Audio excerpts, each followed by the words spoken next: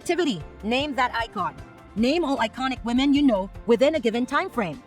Ask them why they chose those women icons as a response to the activity. So mag-activity muna tayo, no?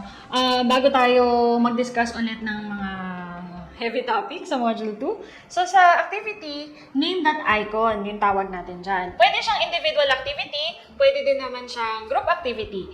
So mga 30 minutes, kasi may gusto ko rin na pag naka-group kayo, mag-usap-usap din kayo kung sino yung mga icons na nasa listahan nyo. Simple lang naman. Kaya siya name that icon kasi ililist down ninyo kung sino yung mga empowered women, be it in history, in business, sino man itong mga women na naiisip ninyo na sa tingin nyo ay very empowered, ilista ninyo.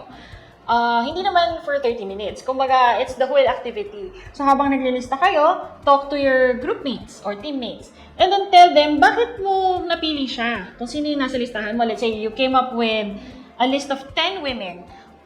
Try to explain sa teammate mo, bakit mo napili yung 10 empowered women na yun. O baka naman you have a list of 15.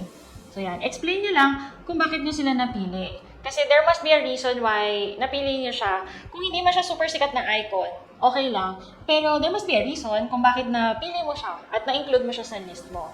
Pwede rin naman siguro, example ng hindi man iconic pero pwede mong ituring na empowered women. Pwede ang iyong mother, pwede ang iyong teacher.